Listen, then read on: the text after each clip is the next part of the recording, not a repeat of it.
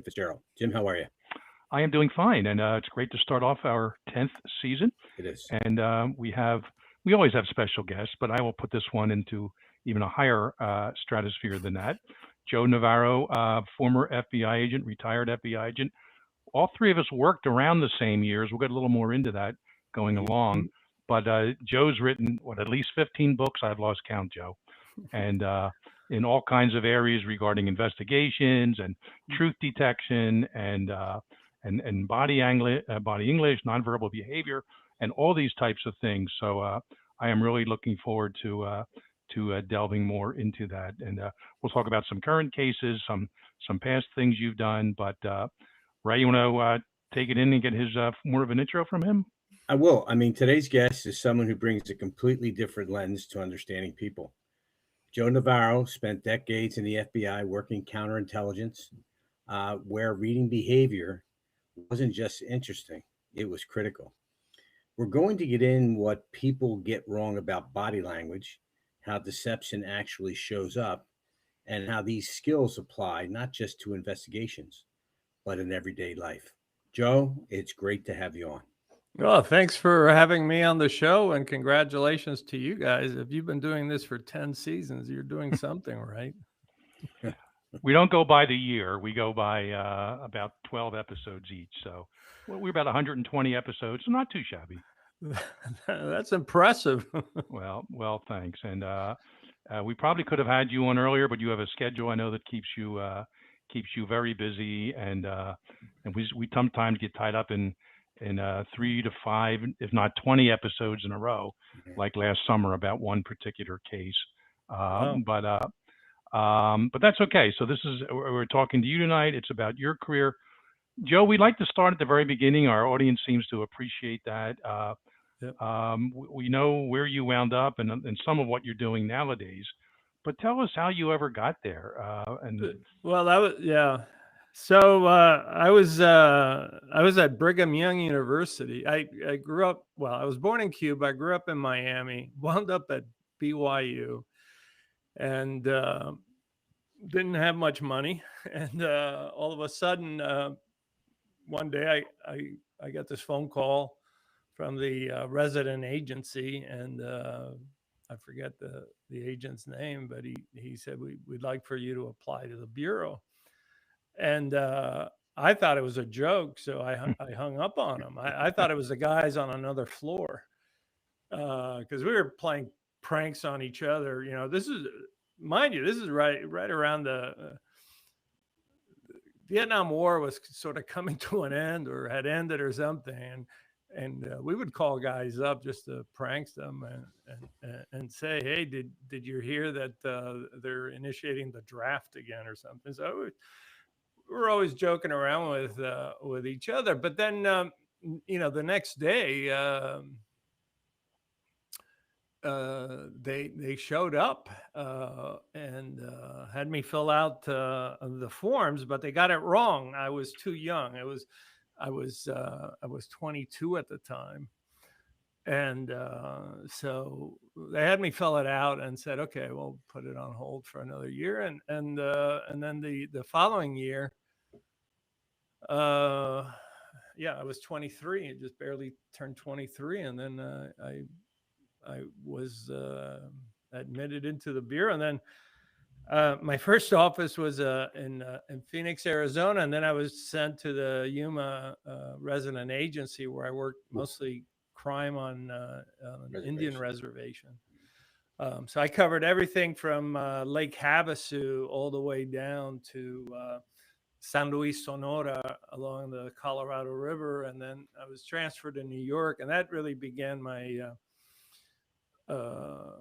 what was then Division 5, the national security stuff, the Soviet Union, Hungarians, the East Germans, and so forth. And then from there, I was transferred to San Juan, where at that time, we were dealing with the machetero terrorists. So there was the big push to deal with the macheteros. That's right around the time we took them down in 1985. And then from there, I went to Tampa, and worked all CI work, and then which is counterintelligence. counterintelligence work, and then I retired in the Tampa division. Now, somewhere along there, I think in the 89, 90, I was recruited into a unit there were only 6 of us selected for it. And that was the behavioral analysis program, the BAP. And it was classified at the time because one of the primary things we were looking at was agents that had been compromised. So we didn't know their names. Obviously, we didn't, in the end, there was Hansen and there were other people. And I think one of you worked with Kathleen Puckett. Yeah, I did. Yeah. So Kathleen was in the unit, and that unit was classified until it was accidentally revealed in a trial where we had done a personality assessment on a foreign spy, and it came up. Somebody had missed marking it out, redacting it. And I hate when that happens. That just opened everything up. And it was one of those things where we wish it had stayed classified a little longer, because of course a lot of people then wondered, well, what does the unit do? What have they been doing? Who's been the target of their interests and so forth? And so that was it. If I recall, in those early days, Joe, it was kind of an amorphous unit. It didn't really have like one steady supervisor, maybe a program manager. It wasn't, again, correct me if I'm wrong, located in any one division. You would just come together and meet and discuss various specific cases, and then handle it and move on from there. Generate some paperwork, obviously not all of it redacted, and that's where it was kind of exposed. No, Jim, you're exactly right. In fact, we weren't allowed near headquarters. We weren't allowed near Quantico. We had to find alternate locations where we wouldn't be running into other people. We weren't, in Tampa, Jay Kerner was my supervisor. I wasn't even allowed to tell him what we were doing. We had we had this one communication that said, please allow them to do whatever. And so, for a long time, we were meeting at different locations, but never anywhere near headquarters. And in fact, later we found out that somebody that had been compromised, after it was revealed, tried to get into the unit. So I think in the end it worked out. But unlike the work that a lot of the traditional criminal profilers, as the public knows them, was doing, we didn't deal with dead bodies or crime scenes. This was all, how do you get into the head of somebody that comes into your on your scope. And so that's what the unit was about. Joe, you mentioned early on, for our people that are listening, you mentioned counterintelligence, and it's not always what people think it is. What's that actually look like day to day? Well, day to day, it's in some ways it's the most ancient of things that any nation state confronts, and that's espionage. There's always nation state actors out there. In the 80s, of course, and in the 90s, we had the Soviet Union. So we had the Soviets, the Soviet Union, but then we also had the East German intelligence, Hungarian intelligence, Czech intelligence, Cuban intelligence service, and the Chinese, and even the Vietnamese. And so they were all actively, very actively, running measures against us through the use of diplomats. At one time, I think up to 85% of the Russian mission to the Soviet mission to the United Nations were all espionage suspects. And that's from their reporting, from the defectors that came out. And so the mission, the counterintelligence mission, is to identify, penetrate, and neutralize by whatever legal means are at disposal. And obviously, we want to identify what they're targeting. Sometimes it was military secrets. Sometimes it was, they did a lot of stuff, for instance, at Georgetown University, where they were trying to recruit students that they knew somewhere in the future they'd be working for the federal government, State Department, or even the White House. And then to counter their efforts. And of course, on the West Coast, the Chinese were and continue to really be very active collecting our research and development. So if you look at the F-22 Raptor and you look at the Chinese, the 5th generation fighter, I think the only thing they got different was the color of the seatbelt. Everything else is identical. And I mean down to the most minute dimensions. And so a lot of that had to do with very active measures to recruit scientists working for U.S. contractors. And unfortunately, they were very successful.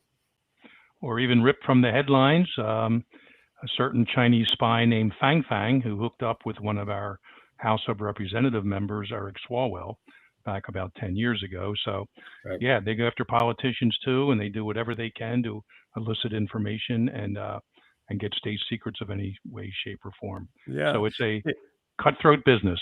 It's a cutthroat business. I mean, it goes back to biblical times. I remember reading one of the most fascinating espionage cases was during the time of Justinian I, about 500 AD, and China controlled the silk trade.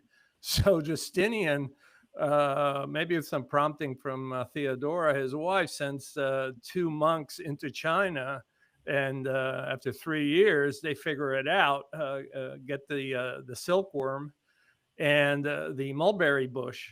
And so they put samples of both in their walking staff, and they were able to walk that technology out. And that shifted the trade, the silk trade, to Byzantium. So it's always with us. It will always be with us. Ray, you asked, how does it sometimes look? It looks as simple as this. I remember when Chinese students would come to the United States, and they were very tight with their credit cards and how much money they received for housing and food, but they always seemed to have an unlimited budget for Xeroxing. So we would get, in the FBI, we call that a clue.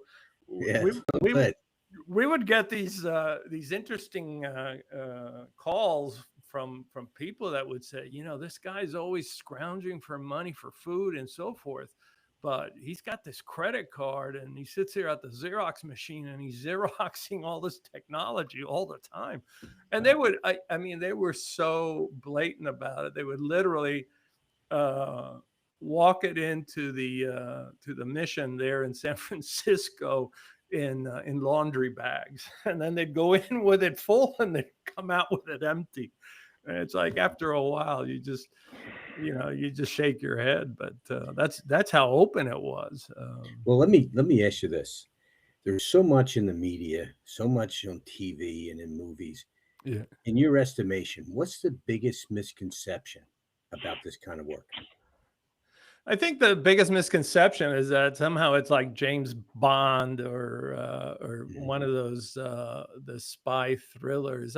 I think Le Carré nailed it. That it's just grudging work. It's taking information and shaking it, analyzing it. I would say 98% of what we did was talking to people, getting them to trust us, getting them to cooperate, and even getting hostile intelligence officers, which is what we call a spy in the normal world, get hostile intelligence officers to work for us.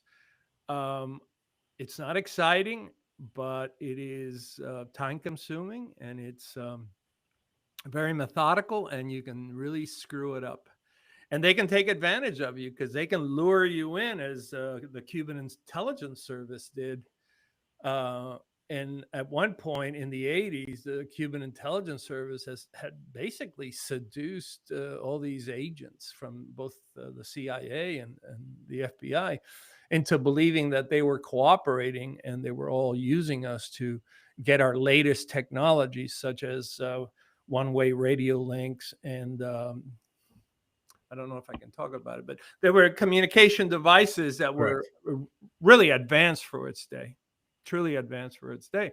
And at one time, the Cuban intelligence service had more of our off-the-shelf high-tech devices than the agency had. That's how well they had played it. So yeah, it's a game of minds. It's a game of intellect. It is not a physical game in any way. So your car didn't have an ejector seat in it for the passenger. Some did. No. Some bureau Hey, cars listen. did. When I'll tell you, I wouldn't have minded it a few times. I'll tell you a funny story. When I first got to Yuma, Arizona, I remember my the agent there said, you're lucky. It's 110 degrees in the shade. And I remember the agent there said, you're lucky it has air conditioning. I go, what do you mean we're lucky that it has air conditioning? He says, in Hoover's day, he didn't want agents to have air conditioners, so the Ford or Dodge or one of those two had cars with air conditioners in them, and Hoover had them ripped out. So I don't know if it's true, but I heard it from so many agents along the line that were there in the 60s and the 70s that I no longer question the veracity of it. I heard they used to also take out the fun radios, as we called them, the AM radios, AM, and it actually cost money to get the radio removed from a car. That would cost the Bureau more, just so under Hoover, the agents wouldn't have anything to distract them from doing their jobs. So you wouldn't have the good time radio. Yeah. And so, well, I remember one of the technicians that would handle the communications, and he told me taking out the good time radios, and they would be stacked, and they didn't know what to do with them because it was federal property, but they couldn't sell it. It would just yeah, it's interesting stories from that. But Joe, everything you say, and when I was in the profiling unit, I would help the BAP people sometimes through Kathy Puckett. Another agent, Vince Sullivan, came into the unit after a while. I met him in New York. Yeah. And basically, where we would be profiling, unknown offenders full time, the profilers, as you mentioned, doing the nasty, serial killing, serial raping, whatever. What I would sometimes help them do is personality assessments, behavioral assessments of individuals, and how to best approach them. And you didn't just look at a few pictures or look over one, day. Oh, we followed a guy for a day. To do it right, this person, this target, was someone, we're not going to give anything away here, but it isn't common sense, but just they would really have a very strong dossier on this person and saying, here's the person from this other country X we'll call it, and we think they have information. How do we best approach them? You know how many kids they have, where the kids go to school, what his wife does, if he has a girlfriend or a mistress, if she has a guy on the side, and all these things are one of the kids having problems that you could somehow help resolve. And we always felt that using honey instead of vinegar was the way to do it. Try to give a positive approach to that. So it took a lot of behavioral aspects to it to best set up the approach to this person. Right. And that first approach could be critical. Is it a man that does it by himself, a woman by herself, man and woman? I'm saying agents that are going to approach this person. Right. Has to be done very discreetly. And I know, I mean, just for our audience sake, you did this full time. It was kind of part-time for me, but I certainly knew the basics. And you're right. It's no sexy James Bond type stuff. It's very much detailed, looking at all the facts with someone and doing your best to approach them. And make them a deal that's better than the one under which they're presently living. Most of them come to this country and they really like it here, Yeah, especially from the old Soviet Union. yeah, I'm sure, a lot of the Cubans, living in, yeah, they may have lived okay in Havana, but most of the rest of the country didn't. no. So sometimes we could make it appealing to them. Sometimes it worked though, sometimes it didn't. No, you're exactly right. I mean, I remember things that that triggered a lot of positive operations, and they were based on finding out that somebody's grandmother needed medicine and couldn't get it behind the Soviet Union, and we stepped right up. In another case, we were successful in New York.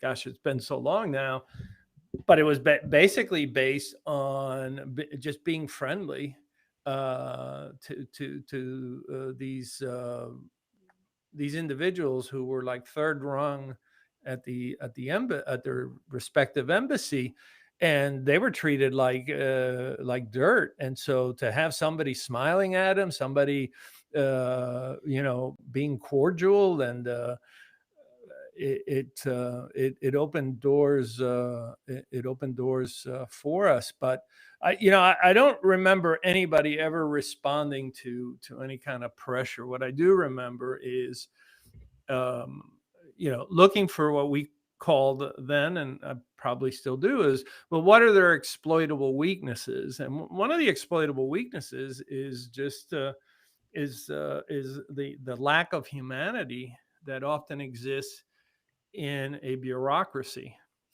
and so taking advantage of that. And we know, I can't name the individual, but we know of one individual that was recruited by the Chinese, and when we looked at his folder, come to find out that in 20 years of working for the federal government, this guy had never received one attaboy, one nice letter of commendation, not one nice. There was literally nothing positive in his file. And yet, when he returned or went to China on a visit, he was treated with kindness. He was shown around. He was, he had buffets of food would show up and so forth. And so for them, it was very easy recruitment. So, those are the other things we were looking at is, well, who here is highly exploitable right now? And that was part of it. But I do remember, yes, at some point, in fact, Kathy Puckett, I'm not talking out of turn here. I think she was, because we weren't allowed to ask each other what you're working on. Now, joint things we could talk about, but individually, they weren't. And so I know Kathy went off to work on the Unabomber case, but we didn't know that. We just knew that she vanished, and she said, "Listen, I can't talk about what."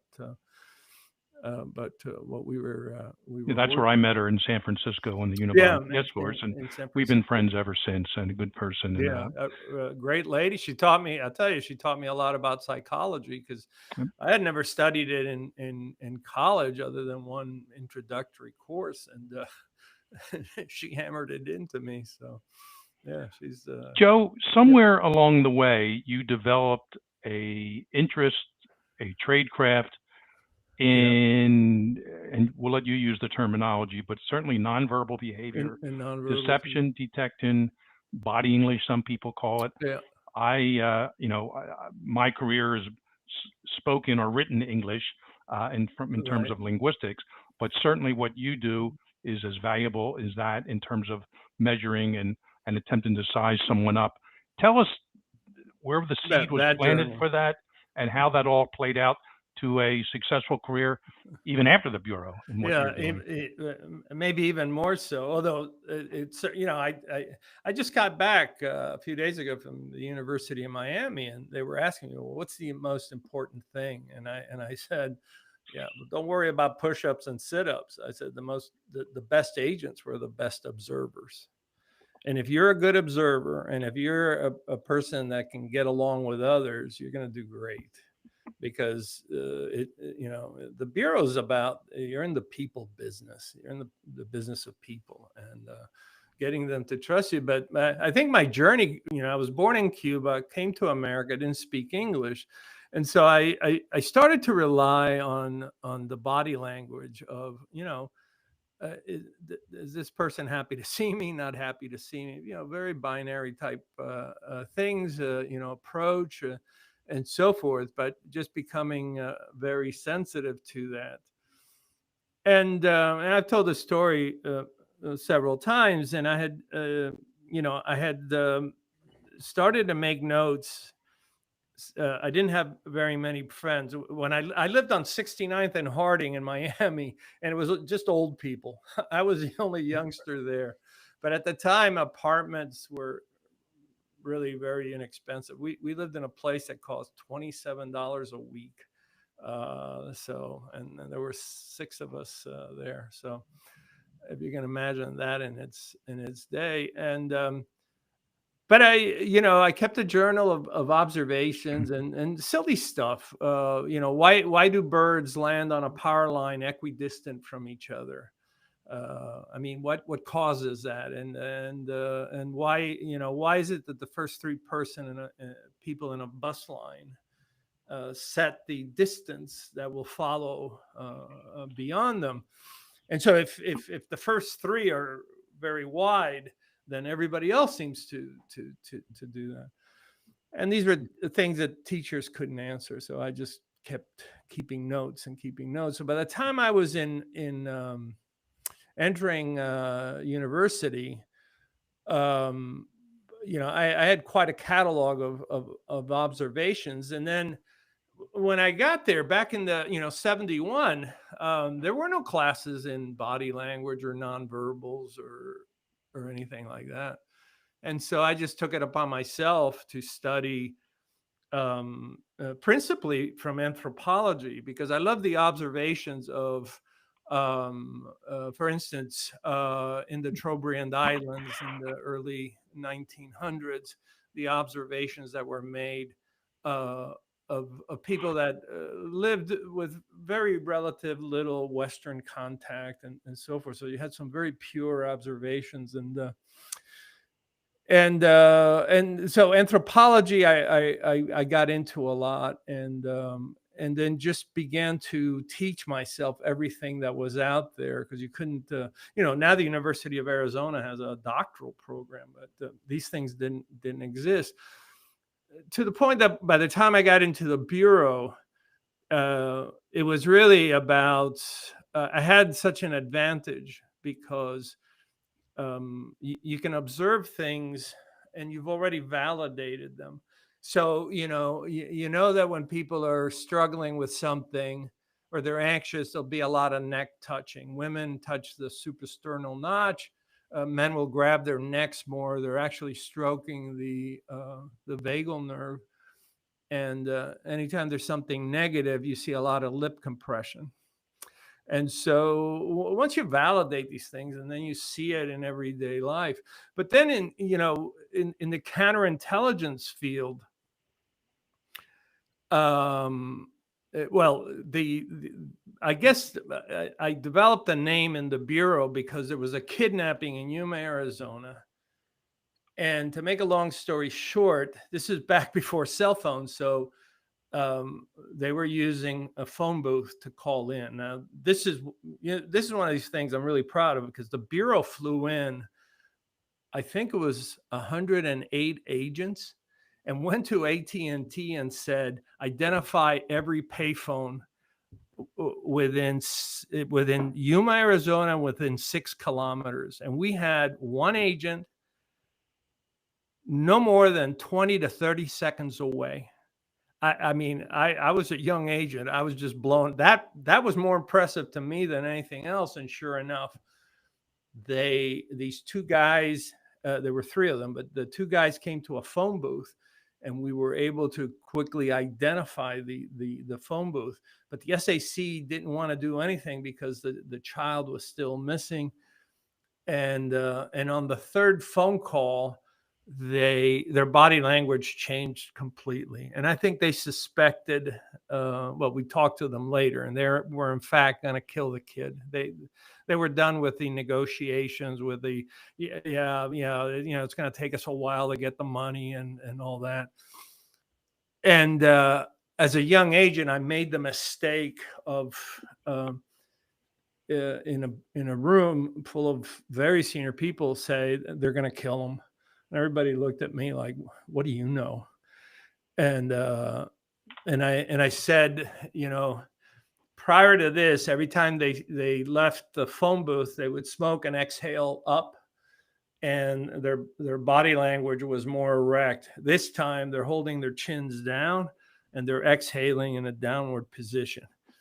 And I said the dynamic has changed, and so the decision was, in fact, to take them down, and we did take them down. We recovered the child, and they were convicted. And so that, by the time I got to New York, about a year later, they already knew about that. So you guys remember what it was like in the 80s. There weren't any videos. They used to show me films of mafia guys that was on 35 millimeter film. Mm-hmm. I remember going into this room, mm-hmm, and they'd show a 35 millimeter with the sprocket sounds and say, "Oh, what do you see?" Yeah, those guys are up to something. They're walking in synchrony. There's something to be said for that. And really that was it. But it wasn't until the behavioral program where it was really institutionalized. Prior to that, I had used it in a case that 30 years later I wrote about, called 3 Minutes to Doomsday, and that's the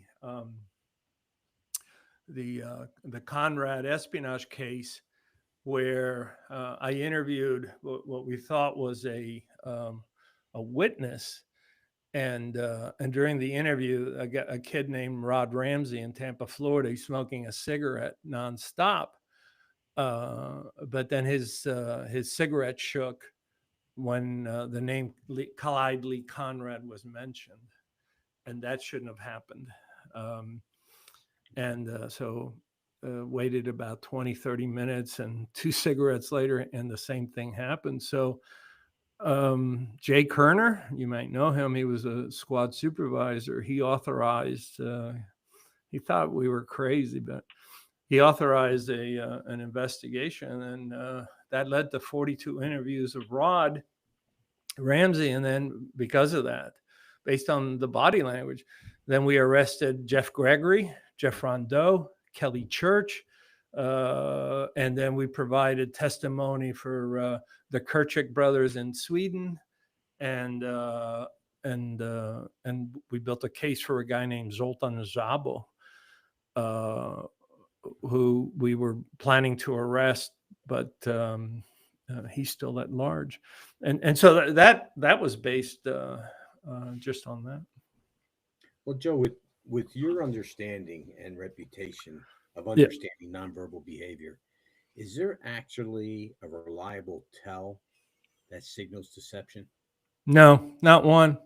And this goes back to the work of Paul Ekman, who passed away last year. In 1986, Paul Ekman had brought together everything that we knew about body language, and in his book Telling Lies, he came out and said, we are no better than chance, 50-50 at detecting deception.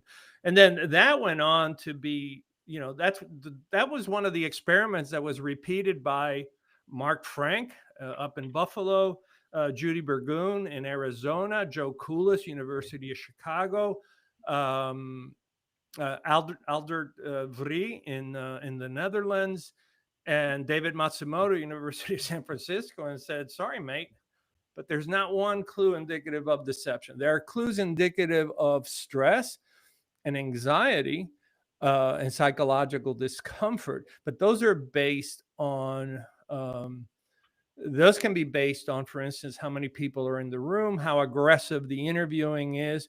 For instance, if I sit directly in front of you and stare at you, I can elevate your heart rate. And so we'll see more pacifying behaviors, self-soothing behaviors. But to this day, it's been clearly shown. And the problem with that is that a lot of people, I remember being taught, oh, you can detect deception, and that's how you ended up with 210 DNA exonerations. So these are people that were lined up to be electrocuted. 210 of them, where not one police officer could identify the fact that these people were telling the truth. The assumption was that they were always lying, and that the nervousness and tension was in fact based on environment and other things. 210 cases where they were exonerated through DNA. They were able to later show that that was not the DNA that was found, either vaginally or blood or anything else. And so I wrote about it in Psychology Today, and it's like, and that's what happens when you teach this. When a lot of police departments at the time were teaching this, and it just gets you jammed up, because then you think you're identifying deception where in fact you're not. Well, if someone is listening in our audience today and they want to be able to better start reading people, what are 2 or 3 things that they should focus on? Yeah. Well, first of all, don't sit directly in front, because I can I did this experiment, University of Miami, now with these Apple watches that measure blood pressure and stuff, I was able to cause everybody's heart rate to go up on command by just changing how I looked at him and where I stood. Is angle a little bit, create some sort of psychological comfort, and then and look for reactions to specific things. So I'll give you an example. On the Parker Indian Reservation, that was a guy in there. He was bad. His name was Ricky Gates. And he had already killed his father when he was 15, and somehow he got out, and he's at a bar, and he kills a visiting Indian from another reservation, but he killed him with an ice pick. And the only people that know the ice pick was involved was the first responding officer, myself, who was a duty agent, and the suspect. And so, over the next 2 days, we find out that these guys have been arguing with each other in the bar, and nobody saw any violence, but there was that. So I go up there, and I, do the usual investigation. I sat down with Ricky, and in the polygraph exam, you have what's called the hidden key, or the peak of tension test. And so for me, it was really very easy. So I said, okay, Ricky, you say you didn't kill this guy, but if you had, would you have used and I don't know why, maybe because I was born in Cuba. I said, would you have used a machete? And he's like, what is that? And I said, well, it's a long knife. And I said, no. Okay. Would you have used a gun? No. Okay. Would you have used a hatchet? No. Would you have used a rifle? No. And then eventually I said, Ricky, would you have used an ice pick? And his eyelids came down, and his chin just sunk, and he didn't say anything for a few minutes. And I said, Ricky, come on. Just, and I just lucked out. He confessed, and I'll never forget. Gary Scales was the assistant U.S. attorney at the U.S. Attorney's Office in Phoenix when I told him this story, and he said, "I wouldn't have told you anything." And I said, he didn't. But his body reacted to something negative, and he confessed to that. But it was also very similar to a case I had. I don't know if you guys remember, we used to work what were called 115s. These were it was the nomenclature for guys that had been drafted but then ran away. Oh, right, yeah. Desertees or deserters. Deserters, whatever, yeah. 42s, right. 42s. Right. Yeah. Mhm. So I worked a lot of those, but one of them, as it turns out, had shot a New Jersey patrolman, and that's something, as you know, in the bureau we take very serious. Yeah. You don't hurt law enforcement. And so the guy had been missing. The mother lived in Yuma, Arizona, and so I went to the house, and of course I'm being careful and so forth, and she doesn't want to come out. She's at the door, and that's fine. I was concerned for my safety too, and I forget what her name was. It might have been Mrs. Weller or something like that. And I said, well, have you seen your son? No, I haven't. Okay. And so then I just, out of the, and there was another agent with me. And I said, well, is it possible that when you go to work, your son comes here because he has no other place to go and he hides in the house? Is that possible? And she immediately grabbed this hair. So this is the suprasternal notch. And this is the one place in the body where electricity, fluids, food, everything flows through this area. It's the most sensitive area. So it's the area that, from an evolutionary perspective, we tend to cover anytime there's a threat or we feel anxious. And if you're listening, it's basically the bottom of the neck, as opposed to watching us right now, right? Right. It's at the bottom of the neck. It's right at the top of the sternum. It's where in essence, the throat begins. Gotcha. And so she covered that up, and I noted it. Now my partner Scott, he was riding, right? So he didn't notice that. So we talked about a few things, and I said, well, we're very concerned. We don't want him to get hurt because an officer in New Jersey has been hurt, and we would rather take him into custody here. So, we can be assured that he'll be brought before a judge and all of that.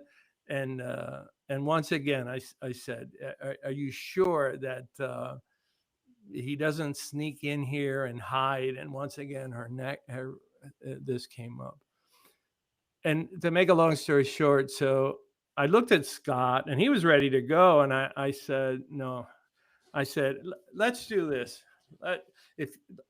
Just let us go through the house, and that way we can just write this one off, and we never have to come back. And she did. And sure enough, he was hiding in the closet. I don't know if you remember the movie E.T., where the little creature was just like that. He was hiding there. But what the scariest thing is he had a gun, and he could have taken us out. And I to this day, my hair stand up because I could have been shot that day. This was before, we all had the bulletproof vests and all where you wore them every day. Yeah. And we were able to arrest him, and New Jersey wanted him. They wanted him so bad they flew two state troopers to pick him up after the removal hearing. But and so the advance. So I wasn't looking for deception. I get this question all the time. What was I looking for? Reactions to a stimulus that in both cases, these people had some sort of guilty knowledge. Now, somebody asked me, and it's in one of my books. I think it's in the book, What Everybody Is Saying. I talk about, how in the Bureau we have these specials all the time. And this is when you got to put everything down and help out. and this lady was brought in, and it's a white collar crime, and I hadn't worked white collar crime. So I sit her down, and as you guys both know, Jim and Ray, most of the time, the first 20 minutes, 30 minutes, we're just trying to get people to calm down because they're not used to being interviewed by agents. They don't know what's going on. They want to know if they're in trouble. And I'm being very nice to this lady. I'm actually reading the case file because I wasn't up on the case, but I'm noticing that over time, now I'm seeing displays of what I call psychological discomfort. There's a lot of, and Jim, you do this a lot. You do the filtral pull. So these are the filtral columns. You'll pull them down, right? And she was doing that. She was ventilating with the back of the hair. A lot of neck touching with the back of the hand. And she's just becoming a little restless. So I'm thinking, okay, Joe Navarro, you're supposed to be really good at this stuff. And I said, ma'am, you look like you got something that you got to get off your chest. And she says, I'll never forget this. Oh, Mr. Navarro, thank you. Because when I parked downstairs, I only had 2 quarters and the meter's running out. And all the behaviors were there, all of them. And so I tell young officers, yeah, but what was causing it? And that was a very humbling session because I kept seeing all the right things. But so we went downstairs. We put this is back when you could still put quarters in the meter in front of the in Zach Street here in Tampa. And come to find out, somebody had stolen her ID and used it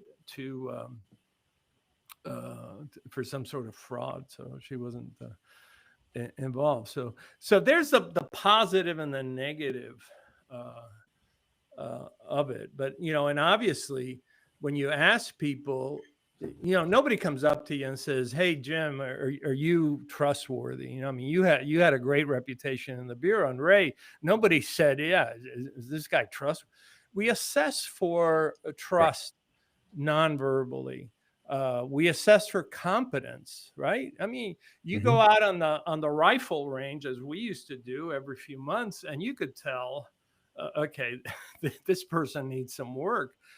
And so a lot of the things that we do are really nonverbal. They just go to the back of the mind or the subconscious. Yeah. It's it's interesting, all that. And I always look at the word, when I look at written language, or in most usually spoken language. Right. I know this ties right into, Joe, what you were just saying. Sure. There I am scratching my lip again. I'm self-conscious about that. No, I made you nervous. Sorry. No. But I like to, when I'm doing instructing or teaching, there is no human lie detector. I know there's supposedly a former Mossad officer who goes around with a certain teaching program. There's some interesting statement analysis aspects he puts out there, but he's not a human lie detector. No one is. But what I try to instruct people when they ask this, certainly from a spoken language perspective, give me the baseline of information about this person. Right. You need some type of a longitudinal element. It could just be 10 minutes, ideally 10 hours if you have video of someone where you're talking to them. And it's not about a lie, as you just said, but what stresses them? What causes their pitch to change? What causes them to increase the volume of what they're saying, or the speed of it, the tempo, the tenor? And that is when you come back and then you hone in on that subject. And so let's go back and talk about what you said, because you saw them doing something odd with their hands, or emphasizing something with their words, or everything was so cleanly spoken. I did this, I did this, I did this. And then all of a sudden, around 8 o'clock that night, or maybe it was 8:30, when everything was very specific before. So it's the baseline of information that can lead you as an investigator, as a behavioralist, not to say you found a lie, but to hone in on something and then try to get the accurate information of what happened. I think we're both saying that the body gives that away subconsciously or unconsciously at times.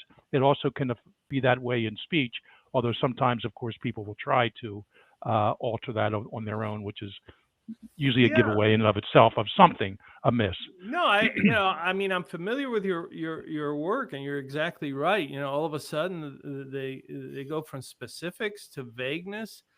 All of a sudden there's this quantum leap in time.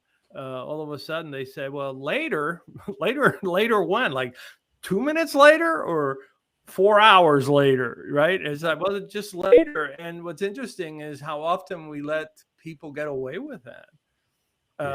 Where we want a full of, I always say, you want a full accounting of all behavior and all time, not just behavior and not just the time, because if you can fudge with both, but if you bring both into the equation, then all of a sudden it really changes things. And so to look for what's missing, or to look what appears to cause psychological comfort. And so what do we do with those things? Well, we try to hide it, go over it, obfuscate it, all sorts of things. But again, it's the art of, if you were to break it down, it's the art of observation. It's just minute observation. I remember surveilling hostile intelligence officers, and sometimes it was something as simple as normally, how do they walk, and then how do they walk when they're operational, and then like they're going to meet with somebody, and then how many times an hour normally do they look at their watch, and then all of a sudden they're looking at their watch with greater frequency, or like that Clint Eastwood movie where the guy's sitting there smoking cigarettes at the bank during a bank robbery, things like that. And you realize that your physiology, when you're operational, no matter how well trained you are, still kicks in. That your physiology, you're going to be on alert. That your whole body is going to be acting different, because it's in a survival mode. Where's surveillance? Where's the FBI? Where's the bad guys? I have to meet this person, and I've usually brush contacts are at 90 degrees, so I've got to be at this place at this time precisely. So there's a lot more time watching, and they're giving this information away. And it really is about observation. Yeah. I remember as a young cop on the Bend Salem PD at suburban Philly, I was plainclothes for 2 years, long hair back then, wouldn't shave for days, denim jackets. I carried an empty beer can in the car. I had permission, a memo on paper. It was empty to make it look like if someone's checking me out, I just casually pick up this can. It was empty, but it looked like, oh, he's a dirtbag like me drinking beer in the middle of the day. Joe, that's the story he tells now. That's right. That's not really true. In fact, excuse me while I pick up my can of beer here. Yeah, I'd like to see you with a leather jacket. I think you could still sport it, and it was a denim jacket back then.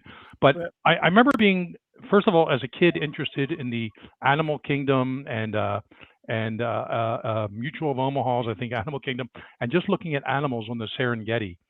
And I wound up with either binoculars in my plainclothes car or sitting so close to some guys about to pull either an armed robbery, strong arm robbery, car theft, assault of some sort. Their eyes would always, right before they're about to strike, their eyes and their heads are darting back and forth. Instinctive from our caveman days, or, here they are, 10,000 years ago going after the woolly mammoth. Now they're going after a poor innocent victim. And once I knew those eyes were going back and forth, they're looking for all kinds of matters and people and entities that could disrupt their plans. I knew this guy was about to hit. And that's when I started calling on my radio, the patrol cars in, all right, this guy's about to hit, and they'd come right around the corner ready to go. And probably a half a dozen times I could document that. And it's not like they talk. It's not like they run schools with each other, or they're sitting in classrooms teaching that. This is what people do when they're about to strike. I mean, if there could be good guys doing that too if they're going after bad guys, whatever. But these are certainly criminals, and every time that was a tell that was a giveaway. They didn't realize they were doing subconscious, and it just told me when they were about to strike. And hopefully, I could stop it before it happened. Didn't always work that way. Yeah. No, it's something as subtle as that, and people forget the great case of the stop and frisk law, which was I forget the Terry versus Ohio. Yeah, right. Terry versus Ohio was based on the observation of a very senior police officer who had spent so many years, just like you did, Jim, walking the streets, not in uniform, and he saw things that no scientist would ever record and so forth. And he sees three guys on the corner of the street, and they're whispering to each other. And then every once in a while, one of them would break away and go to a little corner store and kind of look in, and then would come back, tell the other two, and then again they whispered to each other in the middle of a street. Who whispers? And then the other one went back. Anyway, just like you, he said, okay, these guys are up to no good.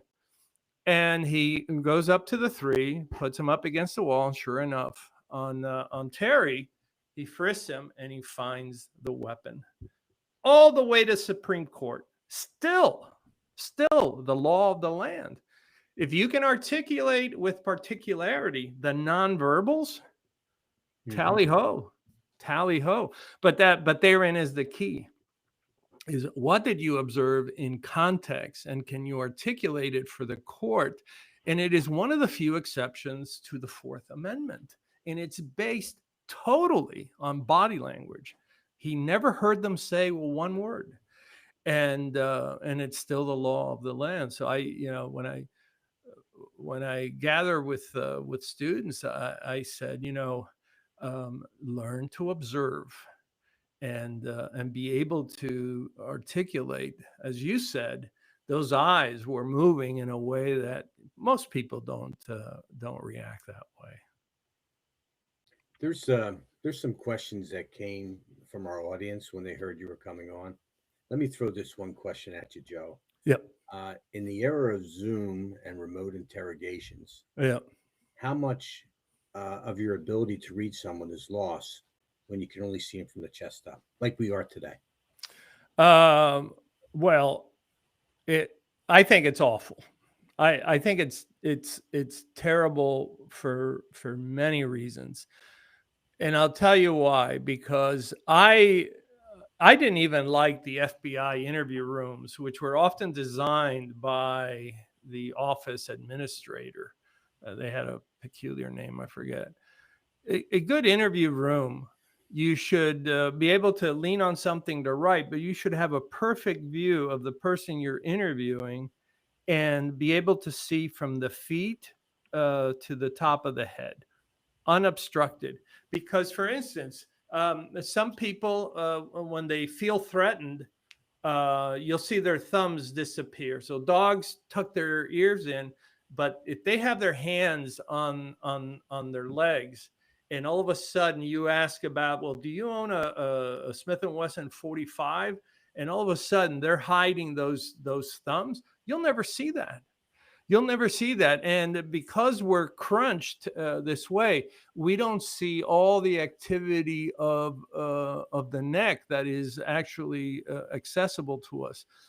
So I'm really opposed to doing it in a virtual environment. Years ago, I was hired by the insurance industry. This goes back to 2004, 2005, and they had decided that it was getting too. The bean counter said it's too costly to send our. A lot of them were retired agents and others to go to these homes to see who's perpetrating insurance fraud. They're claiming they can't move. They claim they're not ambulatory, or they're suffering and all this stuff forth. And they wanted to do it by phone. And I told them, you're making a serious mistake. You're concerned about $1,200 to $1,500 per visit versus what you're going to be paying to someone, and it only lasted a few years because they were losing millions of dollars instead of thousands of I dollars, agree with that. because over the phone, no, sorry, my husband, he's feeling really bad. Are you okay? So there was all that performative stuff, and there was no way to test any of it, and they lost millions of dollars over that. So I'm still a firm believer in being able to observe fully everything about the person. I don't think it serves us well in any way. Yeah, and real quick, all due respect to the questioner, but it wouldn't be an interrogation if it was remote. I mean, Correct. It interrogation wouldn't by be. Right. definition has a whole different, Yeah. concept to it. So, and that's fine for our audience question, Yeah. but that it wouldn't. You can do a casual interview, a very basic fact interview, but Joe, as you very eloquently stated, yeah, you got to be there in person, ideally seeing the whole body from the tips of the toes to the top of the head. But Yeah, and look, I deal with a lot of in April. I can give you the date. It started in April of 2020, right when all of a sudden, usually financial institutions, like your major financial institutions, will do anywhere from 8 to as many as 11 interviews for somebody that's being senior positions brought on board. Why? Because they're in charge of a lot of money, right? And all of a sudden they went to a virtual environment, and it was hell. It was so tough.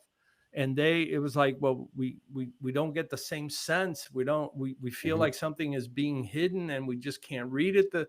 And those are just work related interviews. Those aren't even forensic interviews. So and for those that are listening, if you're applying for your job, the first thing is back up and make sure that at least from the third button here, they can see the hands.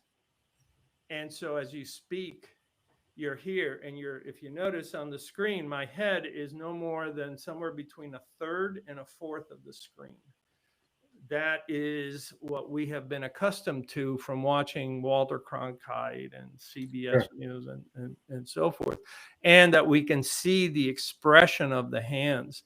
Our brains in particular have a requirement to see the hands. I used to do mock jurors when I first left the bureau, and we used to bring in people from 18 years of age to 60, and we had attorneys do opening statements and put on witnesses.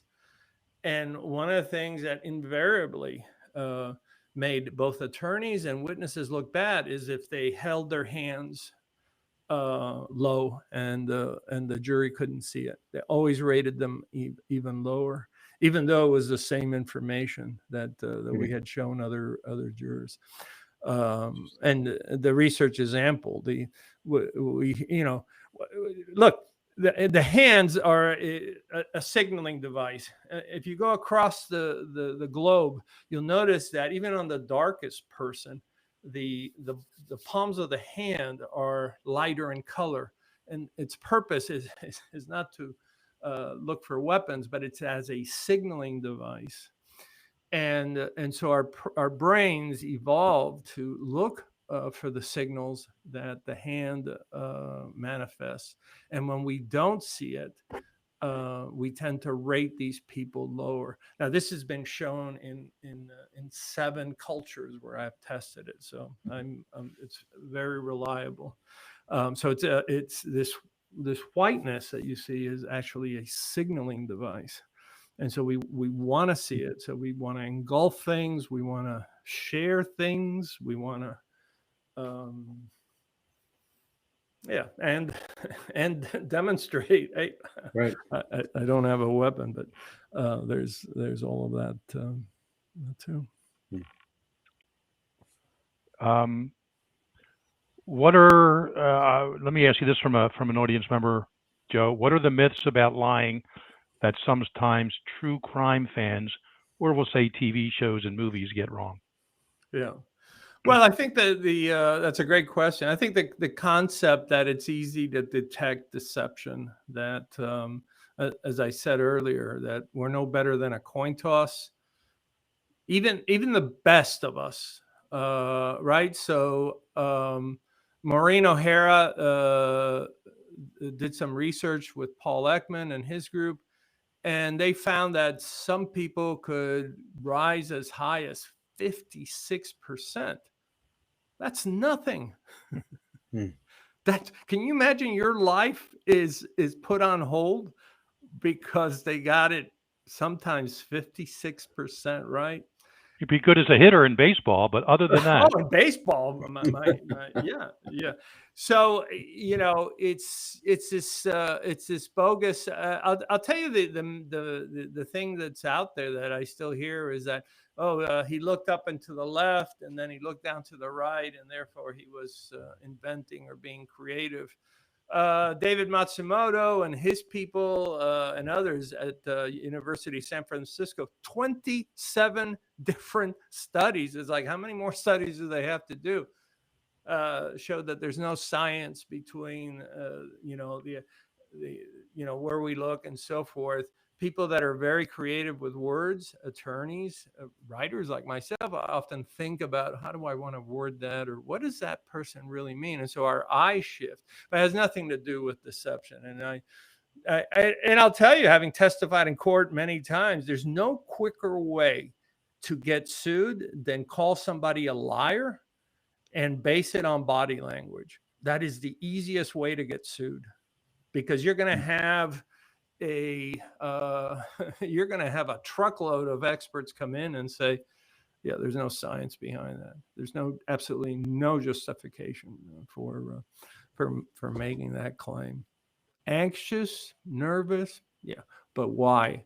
And so anyway. What about the folding of the arms, Joe? So it's a self hug. It is one of the first behaviors, along with thumb sucking, that we do in the uterus, and it is our go-to behavior for comfort. Now, so we'll do it while watching a movie, while waiting for somebody, when we're listening to something, and so forth. But we also do it when we're angry, because it's a self-restraining device. But when you think about all the Merkel nerves that we have in the hands and the arms, and then protecting of the viscera, it's just a self-comforting behavior. More important is, what's the face doing? Is it smiling? Is it, because you'll see, I used to, you'd be in the hallway talking to another agent, you'd be leaning against the wall, and you'd both have your arms crossed. Yeah. It's a very comforting behavior. But that's a good one, Ray. Yeah. What about the feet? The feet, the most honest part of the body, the absolute most honest part of the body. And the honesty comes from the fact that the more primitive areas of the brain are always assessing the world, but also telling us, okay, if you need to freeze, right, you hear, or run, and certainly not be off balanced, we need to take care of that first and foremost. So most people, when they approach the edge of a cliff, nobody runs over, they inch over. And the reason they inch over is because this more primitive area of the brain, we used to call it the limbic system, that's term's gone out, doesn't allow you to. And we've done experiments where we tell young people, stand in the elevator and relax, and they cross their legs, right? So they're standing, cross their legs, leaning in the elevator. But then we march people in there, and immediately they undo their legs, because the brain doesn't, the more primitive areas of the brain don't allow you to be off balance. So you immediately unveil and put both feet down. And what's interesting is, if we put alcohol in their breath, it happens even faster, because it's perceived as a bigger threat. So we do that with college kids, and immediately it's like, well, I don't want to.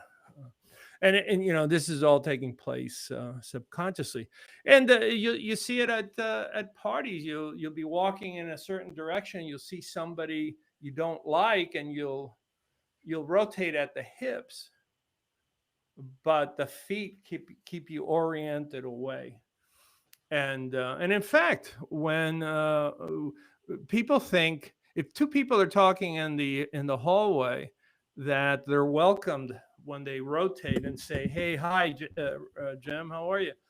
It's when the feet orient uh, outward to welcome people that we really feel welcomed. It's not when it's from the hips up. From the hips up, it's just, "Hey, how are you?" It's when the feet move that then there's ventral fronting. And that's when we genuinely feel welcomed. And that's been shown over and over and over again. And so we have people where they don't fully move their feet. And they said, yeah, there was something weird about that. I mean, they were nice, but I didn't feel really welcome. It's because the feet never moved. And but that's all part of, you know, what Daniel Goleman was talking about when he spoke of emotional intelligence and Yeah. and I so wonder forth. if studies, Yeah. I just want to say, I wonder if studies with chimps and apes who use their feet more for climbing, things like that, are reflective of that too, from a primeval sort of perspective or a evolutionary perspective in that Right. regard.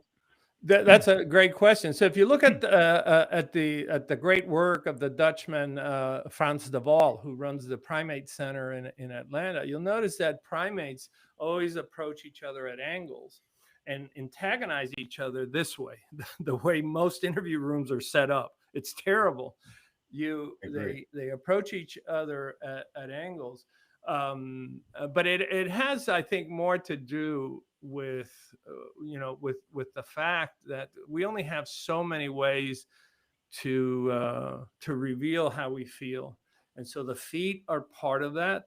Hand gestures are part of that, and of course, smiling and all of that. And by the way, because I know we're running out of time. Um, all of the everything we've talked about today is in my new book that comes out in June called Mastering Connections. It talks about how we can connect with people using that body language. So we're not just rotating at the hips. We're not just touching people with the tips of, like a boss comes along and goes like this and pats you with the fingertips. It's totally different feel from when it's a full palmar touch. And you realize that we have three different kinds of nerve endings, one for pressure, one for heat, and one for stroking. And it's sensing. And so the message will feel false if somebody just taps you with the fingertips versus, you know, a hearty, "Hey, how are you? Good to see you, Ray," type of thing. That's how sensitive our species is to these things. And that's why I talk about neuroception and all of that in Mastering Connections. Can we close things down? And Joe, you bring a particular expertise with you. Yep. You worked in actual kidnapping in Arizona back in the day. Yep. And there is some body language exhibited in a very recent, I'm not going to use the word kidnapping, but abduction. Of course, I'm speaking of Nancy Guthrie in Arizona. And there's some video of the abductor, at least one of them, at the door. Closing up here, can you, I'm sure you observed it. Any commentary, opinions based on the limited behavior that you saw with that person? Well, you know, I mean, I don't have access to anything other than what was in the media. What I found interesting is that usually if they go to the front door, there's some human engineering, and by that I mean is knock knock, "Hi, how are you? I'm with such and such. Can I show you something?" And then they have a way in. Versus some of the other kidnapping cases that I have on the outside been involved in, where especially in Latin America, where it was just grab them as they're walking down the street, or come in through another aperture, a door or a window, hide in the house, and then spring yourself on there. I can't contribute anything to the body language itself of how the person articulated, but I think there's some a lot of times, in the absence of facts, we have to go with statistics, and and sometimes we have to interpret a lot from very little, like an archaeologist, and that's what bothered me. Is if I was doing this, and why the front door? There's likely to be a Ring camera. Is there another sensor? So forth. Could there have been another way to get in? So that's really all. It's not much, but There actually was, Joe. oh, They had okay. the back door that was open, which both Jim and I looked at. We thought that was actually the entry point, and the front door was actually the exit point Yeah. for them. And that's why they approached it to remove the Ring camera. Yeah, well, and that alone tells you there's a small amount of naivete there. Mm-hmm. It's like the old New York bank robbers who would point their gun at the camera and shoot the camera, not realizing that the signal is being sent 10 blocks Right. down to a big recorder somewhere else, and all you've done is shot a camera. So it certainly speaks to that kind of whether or not they have sophistication. But then the other aspect is, so there's the pre-event, event, and then post-event. What do you do with an individual who is obviously, I'm elderly. I have a list of things that I have to take every day, and that creates its own problems for the suspects and obviously the victim. I mean, it's a terrible it's a terrible case, but I've seen so many cases. I was doing some work for State Department. I was asked to help set up a multidisciplinary profiling unit in Bogota, Colombia, and I mean, the things humans do to each other. I know. As you guys both know, is like, who thinks of doing these things and why? And it's awful, but it happens. Yeah, it's very sad.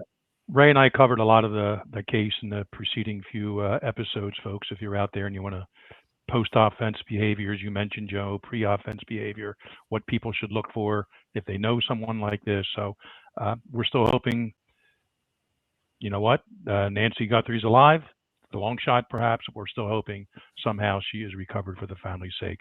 But Joe, closing up here, closing down shop, tell us and our audience, we need a whole other episode to discuss all your books, 15 at last count. You have one coming out in June. Tell us your website, anything else, and where to buy them, etc.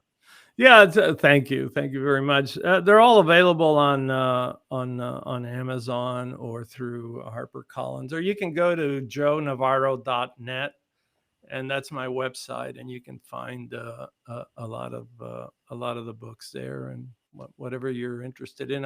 I can send you some material if you want to post it, Jim and Ray. I'd appreciate it. Sure. But thank you for sharing knowledge. It's so important when there's so much junk out there. So I really appreciate that you guys can speak truth to matters. Joe, this was fascinating, and Jim and I really appreciate you coming on and breaking it down in such a way that people can actually understand it and even use it. It's just fantastic. Thank you so much for that. Well, you're quite welcome. I hope to see you when you're up to episode 220. We'll get you back, Joe. When you're by the time your 20th book is out, right? Oh, don't get me going. It's like giving birth. It's like, why do I do this to myself? And it's I've done it 4 times, and it does take its toll after a while. Have you narrated your own books, Joe? Have you narrated any? I haven't. I've been asked many times, and I hate listening to my own voice.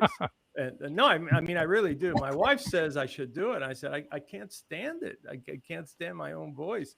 I'd rather listen, I grew up in Miami for a while there. I lived in Miami Beach, and everybody there was from New York and New Jersey. So I say things like coffee, door, dog, and it's like I can't get these things out of my head. And so nobody wants to listen to. Don't make Ray say the word for H2O. Water. Water, Joe. What's the matter with water? Water with his daughter. Or my friends from Boston saying oil. Yeah. But it's language, exactly. whether it's verbal or nonverbal. That's how we assess people. That's how we gauge them, protect ourselves, and also solve crimes. And it reveals a lot. I'll never forget, you'd appreciate this if we've got a second. We had a case where there was a guy making threats to one of the theme parks in Orlando. And obviously he worked there. He wanted more money, and he was threatening to do this and to do that. This is in 2000. And he makes a mistake of writing in the note, if this continues, there will be explosions in the car park. That's a giveaway. So we went back to, I won't say which theme park in the Orlando area is a big one, and we say, how many people have gotten in trouble or been fired that worked or were from the UK? Yep. Or Australia, I was going to say, but yeah. In Australia. Yeah. Well, I mean, like within 3 hours, we had the guy in the office. Yeah. And language can be very, very real. The spoken kind and the unspoken kind, as we've agreed tonight. Yeah. On that pleasant note, folks, thank you for listening. Thanks again, Joe Navarro, for being our guest. And thanks again for listening to this episode of Cold Red. Please like and subscribe to us. Follow us on our coldredpodcast.com website for all episodes, including older ones. And I want to thank Matt McLaughlin and Matt Robinson, our producers, and also Rick Schilling, our music coordinator, and everyone else. We will see you next time on Cold Red.